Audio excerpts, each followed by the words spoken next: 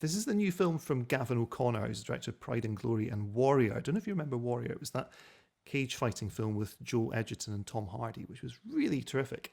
This one stars Ben Affleck. It's an addiction and redemption drama, and it's Affleck's first role since he formally retired as Batman and passed on that cowl to Robert Pattinson. What's really interesting about Affleck's career is that it's become so mired in the Batman and Justice League related woes. If you think back 15 years, so when he sort of seemed to be entering this middle phase of his career, he played George Reeves in Hollywoodland, one of his very best performances, really terrific film. And Affleck, basically prime Affleck, moving on to bigger and better things after that slightly kind of low period in the early noughties.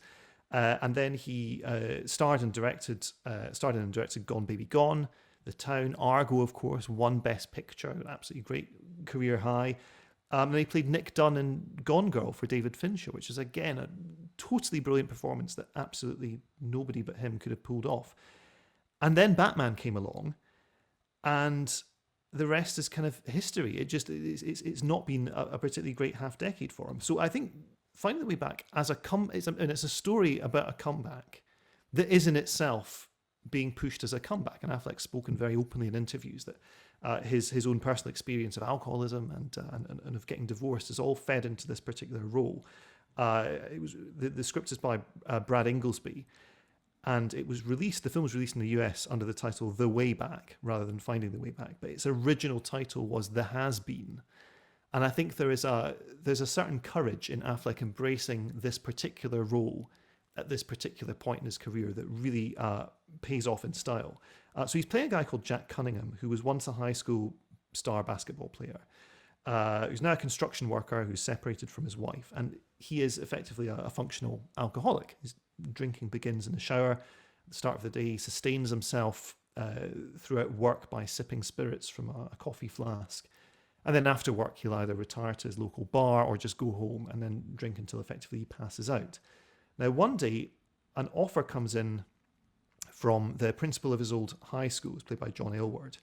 And he says, you were once a basketball hotshot. Why not come back and coach our basketball team? And there's this brilliantly played scene in which Jack rehearses one evening the many different ways in which he's going to try and turn down this job offer. And he gets progressively drunker and drunker as he does so. And something that's so well observed in this is the mechanisms of alcoholism. It's not a big kind of wreck the set blind rage performance.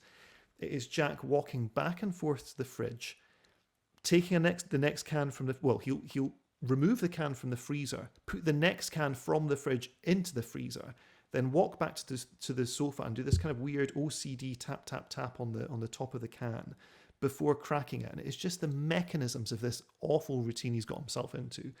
Practicing how he's going to turn down this job. And then we cut to the next morning and he turns up for it.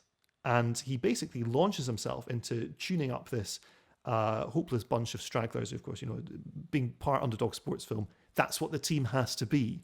And here he is on court putting them through their paces. All right, we can change things up a little bit. We're the smallest team in the league and our half-court offense sucks. We're going to score some points with defense. We're going to press. 1, 2, 1, 1. Call it the diamond press. Requires two things, toughness and quickness. We're going to be picking up after every dead ball, full court, all game. Keep your clothes on, Marcus. You talking to me? Come late to the game, you don't play. We'll talk about it at practice tomorrow. What are you talking about? I'm like 4 minutes late. You know what? Forget about tomorrow. Go home. You're off the team. Coach Dan, what the hell is this problem? I'm barely late. You heard Coach Marcus. Go home. Are you serious right now? I'm barely late. And he is very tweet serious. And this is, he's giving these kids the tough love that he reflexively needs himself in order to push through this terrible phase of his life and come through and find his way back to some kind of normality. Now, you can tell from that clip that it does draw on the mechanics of the underdog sports film very much. But essentially, this is a story about Jack relocating his sense of purpose and battling his demons.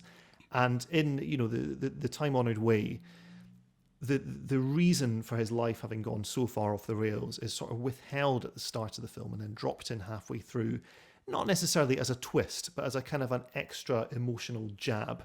And it's a fairly cliched maneuver, but it does land successfully, and it does, certainly in me, produce the required emotional response. The one thing that this film does incredibly smartly is that it recognizes that this kind of redemption doesn't happen in a neat arc. So you don't start off at your lowest ebb and then go, whoa, and there's a dramatic, whoa, is he wobbling? Whoa, and he gets there, fine. It is this day-to-day slog. And some days are good and some days are terrible. And then the next day can be great and the next day can be even worse. And it's quite kind of, it's a Catholic high school that the film is set in. And it does have quite a Catholic sensibility. It's not necessarily a film, what the term is faith-based film right now, where it's specifically marketed as Christian instructional teaching, to be viewed by congregations. That's not the kind of film that it is, but it is very, very in tune with its kind of this Catholic belief system. As I say, it's otherwise fairly conventionally mapped out, but Gavin O'Connor treats the material with deep respect. It's shot incredibly seriously, but incredibly beautifully by Edward Grau. And Rob Simonson does the score. And again, it's the kind of score you've heard before, with this plangent piano that kind of needles away at your emotions while these scenes are unfolding and kind of gets you softened up for when the killer blow arrives. But it's a very, very strong example of that kind of manipulation. And it's so artfully done that I didn't actually mind. I think, you're not going to walk away from this film feeling that you've had this completely revelatory experience of a brand new kind of story that you've never seen told in this way before. It does follow the classic lines of this genre very, very closely for the most part, but it's done very nicely, and it does remind you what Affleck was capable of in that great little, 10-year period where he was directing these interesting projects, he was giving himself interesting roles, he was taking interesting roles elsewhere. It's my sincere hope that this is the unpause button on that phase of his career, and he can now resume that with a bit of a headwind from this project.